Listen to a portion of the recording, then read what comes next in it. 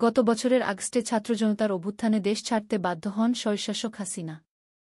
বাংলাদেশ থেকে পালানোর পর হাসিনা ভারতে আশ্রয় নেন এবং তখন থেকেই সেখানে বসবাস করছেন। শেখ হাসিনার ১৫ বছরের শাসনের অবসান ঘটিয়ে শান্তিতে নোবেল বিজয়ী অর্থনীতিবিদ ড. মুহাম্মদ ইউনূসের নেতৃত্বে বাংলাদেশ একটি অন্তর্বর্তীকালীন সরকার গঠন করে। শেখ হাসিনার শাসনামলে ভারত ও বাংলাদেশের মধ্যে যে সম্পর্ক অত্যন্ত শক্তিশালী বলে মনে হয়েছিল, গত কয়েক মাস ধরে তা ক্রমাগত অবনতির দিকে যাচ্ছে। বাংলাদেশ ভারতের বর্তমান সম্পর্ক এবং এ বিষয়ে বিশ্লেষকদের মতামত নিয়ে একটি প্রতিবেদন করেছে বিবিসি উর্দু। এতে বলা হয়, সম্প্রতি ভারত থেকে স্থলবন্দর দিয়ে সুতা আমদানি বন্ধ করেছে বাংলাদেশ। এতদিন বেনাপোল, ভোমরা, সোনামসজিদ, বাংলাবান্ধা, বুড়িমারি স্থলবন্দর দিয়ে সুতা আমদানির সুযোগ ছিল। গত মঙ্গলবার জাতীয় রাজস্ব বোর্ড (এনবিআর) স্থলপথে সুতা আমদানির সুবিধা বন্ধ করে দেয়া। এর কয়েকদিন আগে ভারত বাংলাদেশকে দেওয়া তাদের ট্রান্সশিপমেন্ট সুবিধা প্রত্যাহার করে নিয়েছে। ভারতের পররাষ্ট্র মন্ত্রণালয়ের মুখপাত্র গত সপ্তাহে এই সিদ্ধান্তের পক্ষে সাফাই গিয়ে বলেন, ভারত হয়ে বাংলাদেশে ট্রান্সশিপমেন্ট সুবিধা থাকায় দেশটির ভারত অনেক বন্দর ও বিমানবন্দরে ট্রাক কন্টেইনার ইত্যাদির জট উল্লেখযোগ্য হারে বেড়েছে, যার কারণে এই সিদ্ধান্ত নিতে হচ্ছে। তবে দুই দেশের রাজনীতির উপর নজর রাখা বিশেষজ্ঞরা মনে করছেন, বাংলাদেশের প্রধান উপদেষ্টা প্রফেসর মুহাম্মদ ইউনূস সাম্প্রতিক চীন সফরে ভারতের 7 সিস্টার্স, উত্তর পূর্বাঞ্চলের 7 রাজ্য নিয়ে করা মন্তব্যের পর এই বাণিজ্য সুবিধা বাতিল হল। ড. মুহাম্মদ ইউনূস সম্প্রতি চীন সফরের সময় ভারতের উত্তর পূর্বাঞ্চলের 7টি রাজ্যে ব্যবসায়িক সম্ভাবনা নিয়ে কথা বলেছেন। তিনি বলেছেন, ভারতের পূর্বাঞ্চলে অবস্থিত 7 সিস্টার্স নামে পরিচিত 7টি রাজ্য সম্পূর্ণরূপে ল্যান্ডলকড, স্থলবেষ্টিত। সমুদ্রের সঙ্গে তাদের যোগাযোগের কোনো উপায় নেই। আমরাই এই অঞ্চলের জন্য সমুদ্রের একমাত্র অভিভাবক। ড. ইউনূসের এই মন্তব্য নিয়ে ভারতের নীতিনির্ধারক ও রাজনীতিবিদদের মধ্যে তোলপাড় শুরু হয়েছে। ড. ইউনূসের এই বক্তব্যকে হুমকি হিসেবে পাঠ করছেন তারা। ব্যাংককে ভারতের প্রধানমন্ত্রী নরেন্দ্র মোদী ও বাংলাদেশের অন্তর্বর্তীকালীন সরকারের প্রধান ড. ইউনূসের বৈঠকের কয়েকদিন পর ট্রান্সশিপমেন্ট সুবিধা প্রত্যাহারের ঘোষণা করে ভারত। গত 17 এপ্রিল ভারতের পররাষ্ট্র মন্ত্রণালয়ের মুখপাত্র রণধীর জয়সওয়ালকে ভারত-বাংলাদেশ সম্পর্ক নিয়ে প্রশ্ন করা হলে তিনি বলেন, বাংলাদেশের সঙ্গে ইতিবাচক ও গঠনমূলক সম্পর্ক গড়ে তুলতে চায় ভারত। আমরা একটি গণতান্ত্রিক, অন্তর্ভুক্তিমূলক ও সমৃদ্ধ বাংলাদেশের পক্ষে। উল্লেখ্য, ভারতে শেখ হাসিনার রাজনৈতিক আশ্রয় এবং বাংলাদেশে হিন্দুদের টার্গেট করার মতো বিষয়গুলোও দুই দেশের মধ্যে সমস্যা বাড়াচ্ছে বলে মনে হচ্ছে। ব্যাংককে বিমস্টেক সম্মেলন চলাকালীন ভারতের প্রধানমন্ত্রী মোদী ও ড. ইউনূস প্রায় 40 মিনিট ধরে বৈঠক করেছিলেন। ওই বৈঠকে মোদী বাংলাদেশে হিন্দু ও অন্যান্য সংখ্যালঘুদের সুরক্ষার বিষয়টি উত্থাপন করেন। একই সঙ্গে ড. ইউনূস তার কাছে শেখ হাসিনার প্রত্যর্পণের জন্য ঢাকার অনুরোধ সম্পর্কে জানতে চান। চীন ও পাকিস্তানের সঙ্গে বন্ধুত্ব। ড.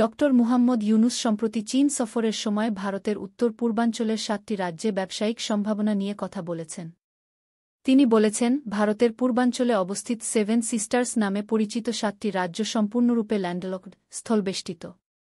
সমুদ্রের সঙ্গে তাদের যোগাযোগের কোনো উপায় নেই। আমরাই এই অঞ্চলের জন্য সমুদ্রের একমাত্র অভিভাবক। ড. ইউনূসের এই মন্তব্য নিয়ে ভারতের নীতিনির্ধারক ও রাজনীতিবিদদের মধ্যে তোলপাড় শুরু হয়েছে। ব্যাংককে প্রধানমন্ত্রী মোদী ও ড. ইউনূসের মধ্যে বৈঠকের পর ভারত সরকার জানায়, প্রধানমন্ত্রী মোদী মোহাম্মদ ইউনূসকে পরিবেশ নষ্ট করে এমন মন্তব্য করা থেকে বিরত থাকতে বলেছেন। আগে থেকেই শোনা যাচ্ছিল, চীন ও পাকিস্তানের সহায়তায় লালমনিরহাট বিমানঘাঁটি পুনরায় চালু করার পরিকল্পনা বিবেচনা করছে বাংলাদেশ, যা ভারতীয় সীমান্তের খুব কাছে এবং ভারতের নিরাপত্তার জন্য উদ্বেগের কারণ হতে পারে। সূত্রের বরাত দিয়ে এনডিটিভির এক প্রতিবেদনে বলা হয়েছে, ড. ইউনূস চীন সফরের সময় বিমানঘাঁটি নিয়ে আলোচনা করেছিলেন। এই প্রকল্পে পাকিস্তানের জড়িত থাকার খবরও পাওয়া গেছে। গত 16 এপ্রিল পাকিস্তানের পররাষ্ট্র সচিব আমিনা বালুচ ঢাকায় আসেন। দীর্ঘ 15 বছর পর 17 এপ্রিল বাংলাদেশ ও পাকিস্তানের মধ্যে পররাষ্ট্র সচিব পর্যায়ের বৈঠক শুরু হয়, যেখানে দ্বিপাক্ষিক বিষয়গুলোর পাশাপাশি বাণিজ্য সম্পর্ককে কেন্দ্র করে আলোচনা হয়েছিল। কয়েকদিন পরই পাকিস্তানের উপপ্রধানমন্ত্রী ও পররাষ্ট্রমন্ত্রী ইশহাক দার ঢাকা সফরে যাচ্ছেন। 2012 সালের পর এই প্রথম পাকিস্তানের কোনো পররাষ্ট্রমন্ত্রী বাংলাদেশ সফরে আসছেন। এছাড়া তিস্তা প্রকল্পে চীনের অংশগ্রহণকে বাংলাদেশের স্বাগত জানানোর বিষয়টিকে উদ্বেগের চোখে দেখছে ভারত। এমন প্রেক্ষাপটে ভারত-বাংলাদেশ সম্পর্ক তলানিতে পৌঁছেছে কিনা তা নিয়েও আলোচনা বাড়ছে।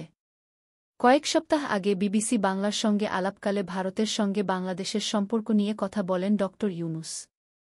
তিনি বলেন, আমাদের সম্পর্কের কোনো অবনতি হয়নি, আমাদের সম্পর্ক ভালো আছে এবং ভবিষ্যতেও ভালো থাকবে।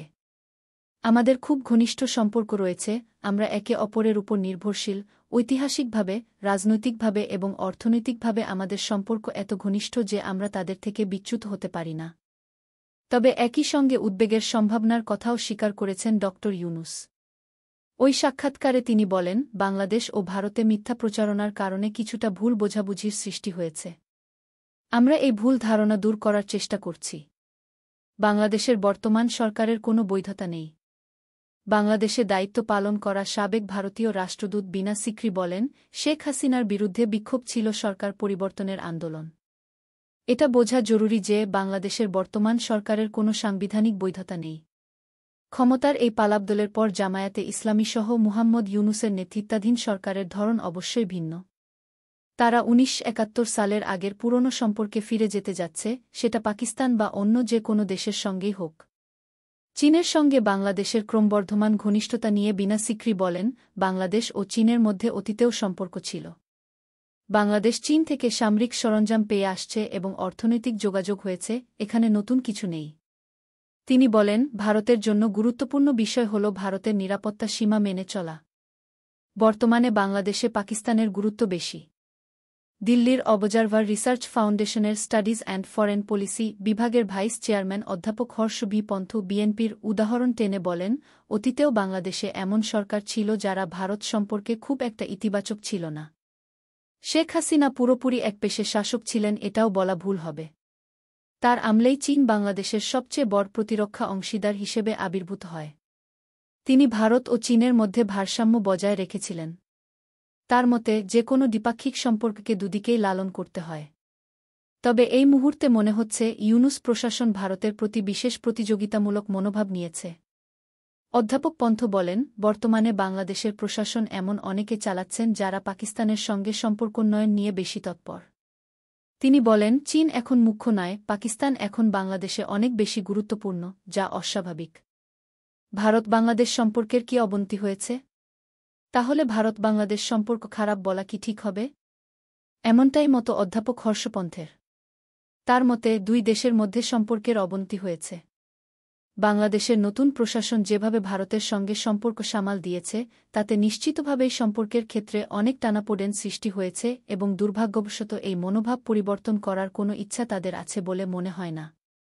আমি মনে করি না যে আমরা আগামী সময়ে কোনো নাটকীয় পরিবর্তন দেখতে পাব। অধ্যাপক পন্থের মতে, শেখ হাসিনার সঙ্গে যেহেতু ভারতের খুব ভালো সম্পর্ক ছিল, তাই শেখ হাসিনার বিদায়ের পর সম্পর্কের ক্ষেত্রে নতুন পরিস্থিতি তৈরি হয়েছে। বিনা সিকরিও একমত যে দুই দেশের মধ্যে সম্পর্কের অবনতি হয়েছে। বিনা বলেন, আমার মনে হয় না এই মুহূর্তে ভালো সম্পর্ক চলছে। ভারতের জন্য এটা কতটা উদ্বেগজনক? বাংলাদেশের সঙ্গে সম্পর্কের অবনতি কি ভবিষ্যতে ভারতের জন্য নতুন মাথাব্যথার কারণ হয়ে দাঁড়াবে? প্রফেসর পন্থ বলেন, যখন আপনার এমন একজন সঙ্গী থাকে যাকে আপনি এতদিন ধরে লালন-পালন করেছেন, কিন্তু তার সঙ্গে সম্পর্ক আগের মতো নেই, সুতরাং এটা অবশ্যই ভারতের জন্য চ্যালেঞ্জ। শেখ হাসিনার আমলে ভারত ও বাংলাদেশের মধ্যে সম্পর্ক অনেক এগোচ্ছিল। সেগুলো কানেক্টিভিটি, বাণিজ্য, কৌশলগত সম্পর্ক বা সীমান্ত ইস্যু যাই হোক না কেন, এই সব সমস্যার সমাধান হয়নি। তবে পরিস্থিতি এমন ছিল যেখানে এটি কোনো সমস্যা ছিল না, তবে এখন সবকিছু নেতিবাচক দেখাচ্ছে। অধ্যাপক পন্থের মতে, বর্তমান সময়ে বাংলাদেশের জন্য অনুকূল নয়। তিনি বলেন, আমরা যদি আজকের বাংলাদেশের দিকে তাকাই এবং কয়েক মাস আগে শেখ হাসিনা প্রধানমন্ত্রী থাকাকালীন বাংলাদেশের সঙ্গে তুলনা করি, তাহলে দেখা যাবে শেখ হাসিনা বাংলাদেশকে একটি নির্দিষ্ট রাজনৈতিক ও অর্থনৈতিক স্থিতিশীলতা দিয়েছিলেন।